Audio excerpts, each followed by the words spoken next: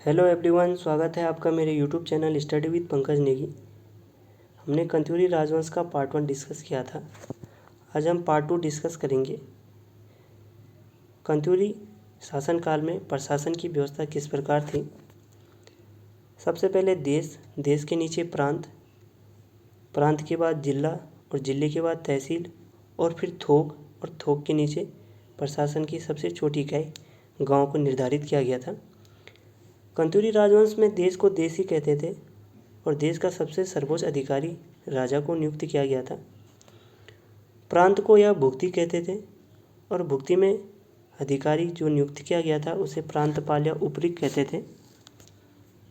जिले को यह विषय कहते थे और विषय में जो अधिकारी नियुक्त किया गया था उसे विषयपति कहते थे। तहसील के लिए यह कर्मांत कहते थे और कर्मांत में कर्मपति नाम का अधिकारी नियुक्त किया गया था। थोक को यह खत कहते थे और खत में सदर सयाना व्यक्ति नियुक्त किया गया था। इसे चौतुक नाम से भी जाना जाता है। और सबसे छोटी इकाई गांव को यह ग्राम कहते थे और यहाँ पे महामनुष्य सयाना नाम का व्यक्ति नियुक्त किया गया था। इस प्रकार प्रशासन की व्यवस्था थी। 1953 में सयाना शासन जौनसार भाभर से समाप्त किया गया था। इनकी जो राजभाषा थी कंत्यूरी राजाओं की, यह संस्कृत थी और लोक भाषा पाली थी। इनकी जो लिपि थी वह कुटिला और यह देवनागरी लिपि थी। यह गो ब्राह्मण हितैषी के राजा थे। इन्होंने ब्राह्मण समुदायों की संरक्षक के रूप में इन्होंने कार्य किया था, उनको संरक्षण दिया था ब्राह्मण समुदाय को, इसलिए इन्होंने गो ब्राह्मण हितैषी का उपाधि धारण किया था। राजकीय पशु इनकी गाय थी इस वंश में और इन्होंने विद्वानों को भी आश्रय दिया था। कंत्यूरी वंश के राजा दानी परवर्ती के राजा थे। इन्होंने भूमिदान भूदेव ने, देशट देव ने, पदम देव ने, सुभिक्ष राज ने और कंत्यूरी राजवंश के संस्थापक बसंत देव ने भी भूमिदान किया था। इस प्रकार हम इनको दानी परवर्ती के राजा मान सकते हैं। यह धार्मिक प्रवृत्ति के राजा भी थे। बेगार प्रथा की नींव सर्वप्रथम कंत्यूरी राजवंश में रखी गई।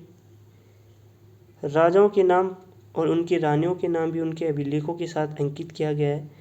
इससे हम यह उल्लेख कर सकते हैं कि यह मात्र सत्तात्मक सम्मान, क्योंकि इस राजवंश में महिलाओं को सम्मान दिया जाता रहा होगा। इन्होंने बुद्ध शर्मन शत्रु भूदेव ने इसकी हत्या की थी।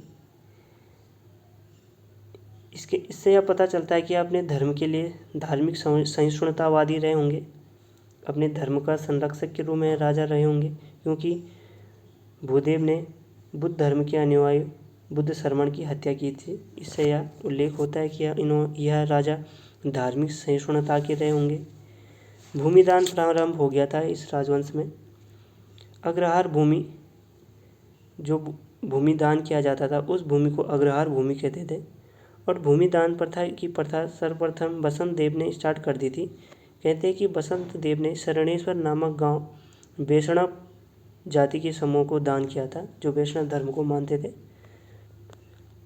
तो इस प्रकार यह राजा दानी प्रवृत्ति के थे। कार्तिकेयपुर राजवंश को उत्तराखंड में स्थापत्य कला का स्वर्णिम काल कहा जाता है, क्योंकि इसी वंश के समय उत्तराखंड में सबसे अधिक मंदिरों का निर्माण किया गया। सबसे प्राचीन मंदिर कंत्यूरी राजवंश में ही बनाए गए। कंत्यूरी राजवंश में मंदिर की निर्माण शैली दो प्रकार की थी, छत्रयुक्त मंदिर और शिखरयुक्त मंदिर। जो छत्रयुक्त मंदिर होते हैं वह पत्थर और लकड़ी से बने होते हैं, जबकि शिखरयुक्त मंदिर केवल पत्थरों से बने होते हैं। तो इस प्रकार कार्तिकेयपुर राजवंश में सर्वाधिक मंदिरों का निर्माण किया गया और छत्रयुक्त मंदिर को पैगोडा शैली का मंदिर भी बताया जाता है।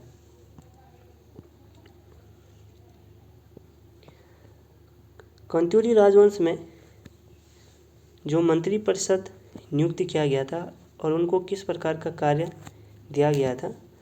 कंत्यूरी राजवंश में भिन्न भिन्न मंत्री परिषद भिन्न भिन्न अधिकारियों को अनेक प्रकार के कार्य दिए गए थे। सबसे पहला सर्वोच्च अधिकारी राजा होता था। राजा सबसे सर्वोच्च पद होता था। राजा के नीचे अमात्य होता था या राजा का प्रधानमंत्री मान सकते हैं। राजा का सहायक के रूप में, इसको अमात्य कहते थे। उसके बाद होता था राजा मात्य। राजा मात्य अर्थात कुमार मात्य। जिस प्रकार पौरव वंश में मंत्री परिषदों के नाम है, उसी प्रकार कंत्यूरी राजवंश में भी है। कुमार मात्य यह राजा का पुत्र होता था और यह प्रधानमंत्री का सहायक होता था। महासंधि विग्रह यह सेना का प्रमुख होता था और यह विवादों, राज्यों के बीच विवाद को सुलझाता था। महादंडनायक यह पुलिस अधिकारी होता था, उच्च अधिकारी मान सकते हैं हम पुलिस में, उच्च अधिकारी। उसके बाद प्रतिहार होता था, यह द्वारपाल होता था, इसको राजमहल की रक्षा करने का कार्य दिया गया था। महाराज परमातर यह राजा के साथ रहता था और राजा की देख रेख करता था, महाराज परमातर। उपरीक को प्रांतपाल भी कहा जाता है और यह प्रांत अर्थात प्रांत के लिए वह भुक्ति शब्द का प्रयोग करते थे, तो यह प्रांतों की रेख देख करता था, उपरीक नाम का मंत्री। महाकर्ता यह कार्यों का विश्लेषण करता था और राजा तक उन कार्यों को पहुंचाता था कि यह इस प्रकार के कार्य प्रजा में करने चाहिए। महाकर्ता का कार्य होता था कार्यों का विश्लेषण करना। गौलमिक यह पैदल सेना का अधिकारी था, सेनाओं को विभाजित किया था, इसमें अभी आगे पढ़ेंगे हम 4 प्रकार की सेनाएं। तो गौलमिक पैदल सेना का अधिकारी था। सौलकिक यह टैक्स कलेक्ट करने का अधिकारी था, राजस्व विभाग मान सकते हैं हम इसमें था, सौलकिक नाम के मंत्री में, और इसको भोगपति भी कहा जाता है। प्रांतपाल राज्य की सीमाओं की सुरक्षा करने का अधिकारी प्रांतपाल कहलाता था। घटपाल पहाड़ी क्षेत्र की सुरक्षा घटपाल नाम का व्यक्ति मंत्री करता था। वर्तपाल सीमांत क्षेत्र की सुरक्षा, जो सीमांत क्षेत्र थे उनकी सुरक्षा का कार्य और उनके मार्गों की देखरेख वर्तपाल करता था। तरपति यह नदी घाटी की देखरेख करता था, तरपति। चाट भाट यह छोटे पुलिस अधिकारी होते थे, महादंडनायक के साथ यह कार्य करते थे, चाट भाट। दोषपराधिक अपराधियों को पकड़ने का कार्य दोषपराधिक करता था। दुसाध्य साधनिक यह राजा के गुप्तचर होते थे, दुसाध्य साधनिक। परमावतार जो परमावतार नाम के अधिकारी थे, यह भूमि का नाप जोक करते थे, मतलब भूमि का मापन करने का कार्य परमावतार नाम के अधिकारी करते थे। षटकोपचारिक जो षटकोपचारिक था, यह भूमि का पूरा लेखा जोखा इनके पास होता था, जो भूमि के जितने भी कागजात होते रहे होंगे यह षटकोपचारिक नामक अधिकारी के पास होते थे। महामनुष्यम और मुकद्दम यह 2 अधिकारी सबसे छोटी इकाई गांव में इनको नियुक्त किया गया था, यह गांव स्तर के कार्य को देखते थे, जिस प्रकार हम वर्तमान में प्रधान मान सकते थे उस प्रकार महामनुष्यम और मुकद्दम सबसे छोटी इकाई गांव में नियुक्त अधिकारी थे। चोरों द्वारणिक चोरों को पकड़ने का काम, जो चोरी करते थे उनको पकड़ने का काम चोरों द्वारणिक करता था। खंड रक्षक वन खनिज और पशुओं की देखरेख अर्थात इनकी जो रेख देख की व्यवस्था होती थी वह खंड रक्षक करते थे। और दान में दी गई भूमि को अग्रभार भूमि की संज्ञा दी गई, और जो दान में दी गई अग्रहार भूमि थी उस पर राजा कोई टैक्स नहीं लेता था। इस प्रकार मंत्री परिषद कंत्यूरी शासनकाल में हमने डिस्कस किए। कंत्यूरी शासन में सेना को 4 भागों में विभाजित किया गया था। सबसे पहले पैदल सेना, दूसरी अश्व सेना, फिर हाथी सेना और ऊंट सेना। जो पैदल सेना था उसका अधिकारी या सेनापति गोलमिक कहलाता था, गोलमिक या गोलमिकाधिकृत। अश्व सेना का सेनापति अश्व बलाधिकृत कहलाता था और हाथी सेना का सेनापति हस्ती बलाधिकृत और ऊंट सेना का सेनापति उष्ट बलाधिकृत कहलाता। इस प्रकार इनको नाम दिया गया था। स्थापत्य कला का स्वर्णिम काल भी कंत्यूरी काल को कहा जाता है, क्योंकि मैंने डिस्कस किया था कि सबसे सर्वाधिक मंदिरों का निर्माण कंत्यूरी काल में हुआ था।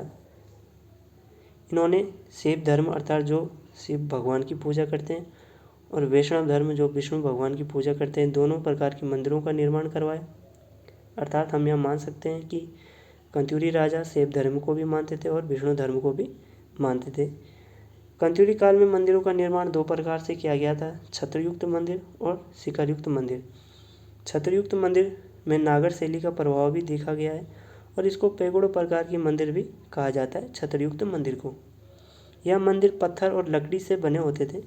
वर्तमान समय में जो छत्रयुक्त मंदिर हैं कहाँ कहाँ कंत्यूरी काल में बनाए गए, बागेश्वर में है, लाखा मंडल में, गोपेश्वर में, केदारनाथ का मंदिर छत्रयुक्त मंदिर है, बिनसर महादेव मंदिर, रानीहाट में, देवलगढ़ में। इस प्रकार छत्रयुक्त मंदिर कंत्यूरी काल में बनाए गए और इनमें लोहे की कीलों का प्रयोग भी किया गया। जो शिखरयुक्त मंदिर है इनकी एक विशेष इम्पोर्टेंट विशेषता है कि इन मंदिरों को समूह में बनाया गया, मतलब बहुत सारे मंदिरों को एक साथ बनाया गया है जो शिखरयुक्त मंदिर है, और इन मंदिरों को केवल पत्थरों से बनाया गया है। जो छत्रयुक्त मंदिर है वह पत्थर और लकड़ी से बने होते हैं, जबकि शिखरयुक्त मंदिर केवल पत्थरों से बने होते हैं और इनके साथ लोहे की कीलों का प्रयोग भी किया गया है। जैसे बैजनाथ समूह में अनेक मंदिरों का समूह है, बागेश्वर में भी, जागेश्वर धाम में भी बहुत सारे मंदिरों का समूह है और ये सारे के सारे मंदिर पत्थरों से बने हुए। कटारमल का मंदिर द्वाराहाट में है, जोशीमठ का मंदिर और इस प्रकार आदि बद्री मंदिर। कंत्यूरी काल में इन सभी मंदिरों का निर्माण किया गया है। वन लाइनर नोट्स डिस्कस करते हैं, जो कुछ भी इसमें छूट गया होगा। कंत्यूरी वंश ने पहली बार उत्तराखंड में राजनीतिक एकता स्थापित की थी। उत्तराखंड का स्वर्ण काल कहा जाता है। राहुल सांकृत्य ने कहा कि उत्तराखंड का स्वर्णिम काल कंत्यूरी वंश को कहा जाता है। शंकराचार्य का उत्तराखंड में आगमन कंत्यूरी वंश के समय ही हुआ था और जिस समय भूदेव राजा बना था उसी के शासनकाल में कहते हैं कि शंकराचार्य उत्तराखंड में आए थे। सर्वाधिक मंदिरों का निर्माण इस काल में हुआ है। बद्रीनाथ केदारनाथ मंदिरों का पुनः उद्धार भी किया गया। भूदेव ने बैजनाथ मंदिर का निर्माण करवाया और ईस्टगढ़ ने नव दुर्गा लोकलीस नटराज मंदिर का निर्माण करवाया। कंत्यूरी शासक ज़्यादातर इन्होंने शिव भगवान के मंदिरों का निर्माण करवाया है, इसलिए हम कंत्यूरी शासक को शैव धर्म से संबंधित मानते हैं, लेकिन उन्होंने वैष्णव धर्म को भी भूमि दान की थी। जानकारी की स्रोत, कंत्यूरी वंश के जो जानकारी के स्रोत हैं वह हमारे पास अभिलेख हैं।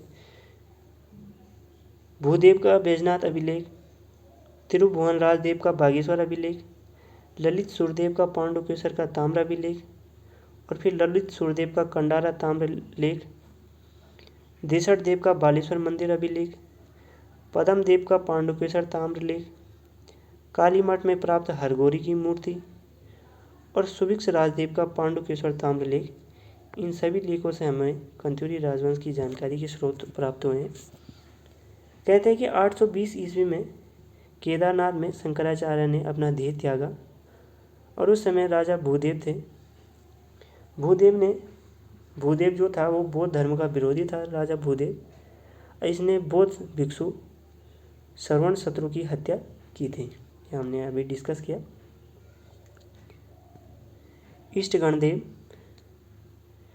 ईष्टगणदेव ने अपने राज्य का विस्तार किया था। इसने संपूर्ण उत्तराखंड को एकीकरण किया था। इसे परमेश्वर तथा परम ब्रह्मांड की उपाधि धारण की इसने अनेक मंदिर भी बनवाए और इसकी पत्नी का नाम धरा देवी था। नटराज मंदिर, नव दुर्गा मंदिर, लकुलिस मंदिर और महेश मंदिर का इसने निर्माण करवाया था। कंत्यूरी वंश की सीमाएं मध्य हिमालय क्षेत्र सतलज से लेकर और काली नदी तक बताया गया है। एक इम्पोर्टेंट क्वेश्चन है ये पूरा। सबसे प्राचीन ताम्र अभिलेख उत्तराखंड से प्राप्त हुआ है, तो सबसे प्राचीन जो ताम्र अभिलेख प्राप्त हुआ है वह तालेश्वर का ताम्र अभिलेख है। और सबसे प्राचीन मुद्रा जो प्राप्त हुई है उत्तराखंड से वह अल्मोड़ा प्रकार की मुद्रा है, तो इन क्वेश्चन को भी आप नोट करना। कंत्यूरी राजवंश की जो राजधानी थी सबसे पहले कार्तिकेयपुर जोशीमठ में थी, उसके बाद सुभिक्षपुर में और फिर बैजनाथ में स्थानांतरित कर दी गई। बैजनाथ में राजा नरसिंह देव, जो कि सुभिक्षपुर राजा सुभिक्षपुर के पुत्र थे नरसिंह देव, उन्होंने यह राजधानी बैजनाथ में परिवर्तित की थी। इनकी राजभाषा संस्कृत थी, लिपि कुटिला और देवनागरी में और लोक भाषा पाली थी। इनमें कुछ मत हैं इतिहासकारों के। कहते हैं कि कंत्यूरी शासक जो थे वो अयोध्या से आए थे और यह अयोध्या के मूल निवासी थे, यह लक्ष्मी दत्त इतिहासकार कहते हैं। और फिर शिव प्रसाद डबराल कहते हैं कि कंत्यूरी खस प्रजाति के लोग थे, यह शिव प्रसाद डबराल द्वारा कहा जाता है। और एटकिंसन, जिसने सर्वप्रथम कंत्यूरी शब्द का उल्लेख किया, वह कहता है कि कंत्यूरी मध्य एशिया से भारत उत्तराखंड में आए थे। इस प्रकार राहुल सांकृत्यायन कहते हैं कि शक तथा कुषाणों से कंत्यूरी राजा संबंधित रखते हैं। तो इस प्रकार अनेक मत हैं कि यह राजा कहाँ से उत्तराखंड में आए थे। कंत्यूरी राजवंश का संस्थापक अभिलेखों में बसंत देव को माना जाता है, जबकि लोक कथाओं में तथा जनश्रुतियों में वासुदेव को माना जाता है। लेकिन ज़्यादातर हमें क्वेश्चन अभिलेख से प्राप्त होता है, तो इसलिए कंत्यूरी राजवंश का संस्थापक बसंत देव था, जो कि पहले यशोवर्मन का सामंत था, उसके बाद वह ललितादित्य मुक्तापीड़ का सामंत बना। और राहुल सांकृत्यायन ने बसंत देव और वासुदेव को एक ही माना है। इन्होंने उपाधि धारण की थी, परम भट्टारक महाराजा धीराज की उपाधि धारण की थी, जबकि इनमें से 3 राजाओं ने परम भट्टारक उपाधि धारण नहीं की थी, वो भी हमने डिस्कस किया है। ललित सूर्यदेव को सबसे प्रतापी राजा बताया गया है। इसने कंडारा सूर्य मंदिर का निर्माण करवाया था। इसकी 2 पत्नी थी, समा देवी या सुमा देवी और लया देवी। पांडुकेश्वर ताम्र अभिलेख ललित सूर्यदेव का प्राप्त हुआ है और कंडारा ताम्र अभिलेख भी ललित सूर्यदेव का प्राप्त हुआ है। पांडुकेश्वर ताम्र लेख में इसे 12 अवतार विष्णु का अवतार की संज्ञा दी गई है और इसने गरुड़ भद्र की उपाधि भी धारण की थी ललित सूर्यदेव ने। इसका पुत्र भूदेव, यह दानी प्रवृत्ति का राजा था। भूदेव इसलिए इसे दानी प्रवृत्ति का राजा कहा जाता है भूदेव को। और इसी के शासनकाल में आदिगुरु शंकराचार्य उत्तराखंड में आए थे और उन्होंने जोशीमठ की स्थापना की थी। इस प्रकार हमने कंत्यूरी राजवंश कंप्लीट डिस्कस कर लिया है। लगभग मैंने सारे पॉइंट कवर किए हैं जो भी क्वेश्चन में पूछा जाता है, कुछ भी पॉइंट छोड़े नहीं है। दोस्तों, अगर आपको वीडियो अच्छी लगती है तो वीडियो को लाइक शेयर ज़रूर करिए और चैनल को सब्सक्राइब ज़रूर करिए। Thank you.